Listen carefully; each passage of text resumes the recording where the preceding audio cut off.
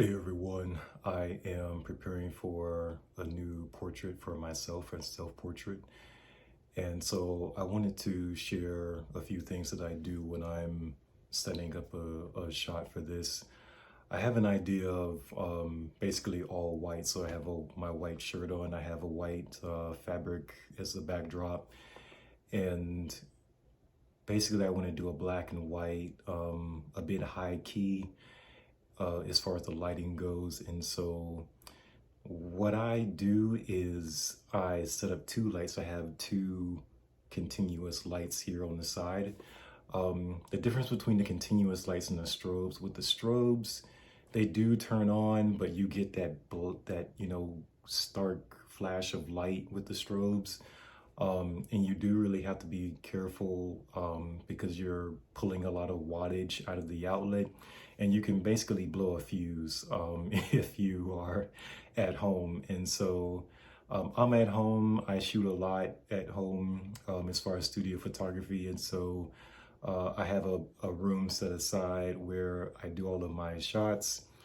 I would say the fabric, you can get fabric from, a few different places.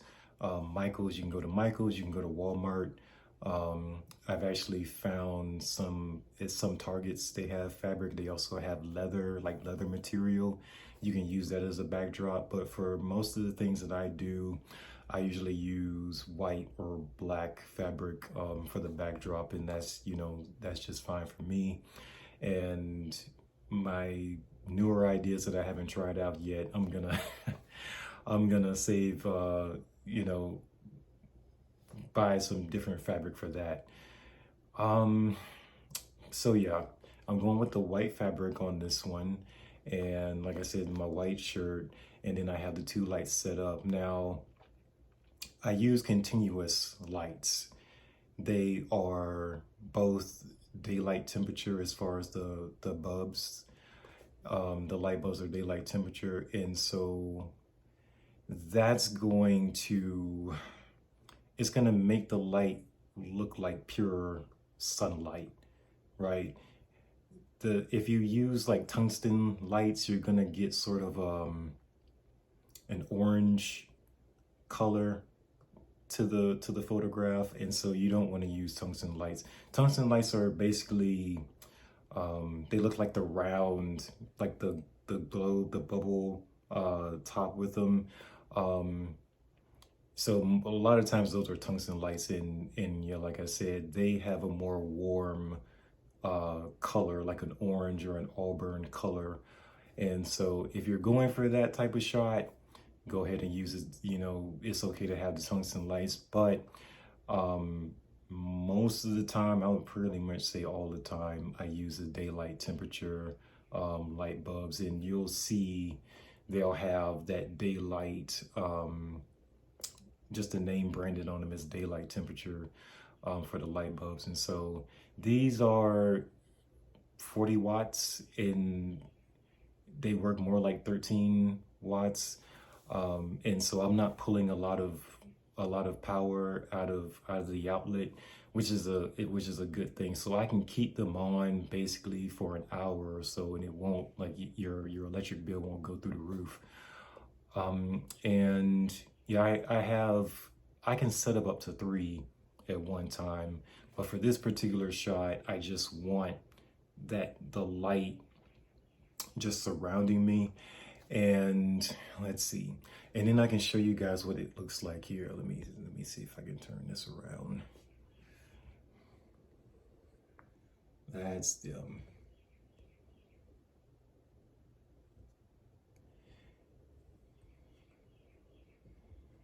And then on the inside, they have it's like an aluminum foil to them. It's got a layer of aluminum on it, so it's very shiny. It'll put a lot of like a silver tone on your skin. If you don't want as much of that, then I do have the diffusers the diffuser shades on there. So you can still have that silver tone, but it softens it. It doesn't make the contrast so much, you know, you don't get that high contrast with the silver. It just softens it and tones it down. And so that's really what I'm using right now. The other thing I would say is that whenever you're shooting even your own portrait, you're going to have to at least shoot at 70 millimeters as far as your lens. And so this is the same. This is a camera I showed you guys before. This starts at 24 millimeters and it can go to 105. And so basically I just set it at 70 and then I go set it at 70 and then I can go all the way up to 105. So between the 70 and the 105 range, that's basically where I, shoot my portraits. If you go below 70 millimeters, you start getting distortion. As far as picture distortion, you start getting that bubble sort of look where your body looks like it's distorted. It does, and it's like a fisheye lens. So especially if you shoot at 35 millimeters, or even if I go all the way to 24, not only is the shot going to be a lot wider, but your body is going to be distorted. Now, some photographers, they actually go for this type of style in some of their shots. But if you're going for just a professional profile headshot, definitely you start at 70 millimeters at minimum. And like I said, you can go to 105. And of course, shooting at 70 to 105, the camera is going to have to be further back from me to the point where I can't reach it.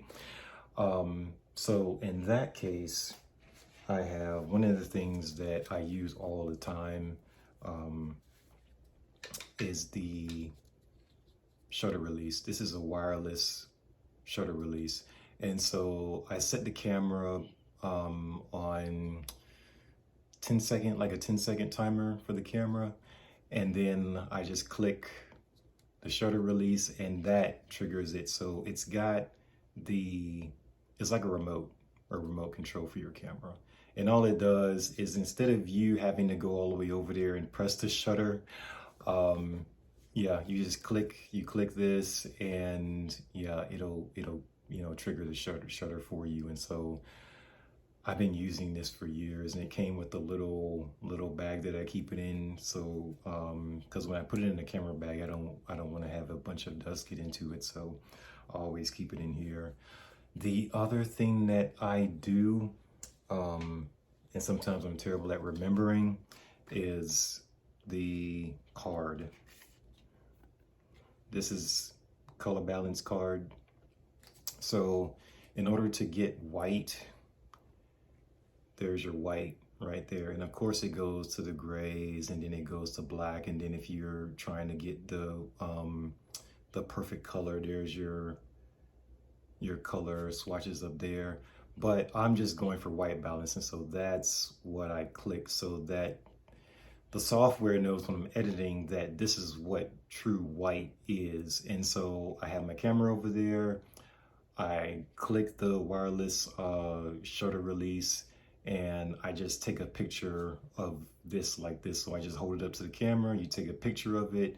When you go into editing, you're gonna take, the eyedropper tool for the white balance, and you just click this on the picture and that will change your color temperature to true white if it's not there already. And yeah, so those are the two things that I have. And of course, I'm going to be shooting this on a tripod, and so there's that. The other thing, and it's totally unrelated to photography, but I probably have a session of about an hour and a half or 2 hours, maybe, as far as shooting. Once I start with one thing, I just continue to take photographs, and so I get hungry.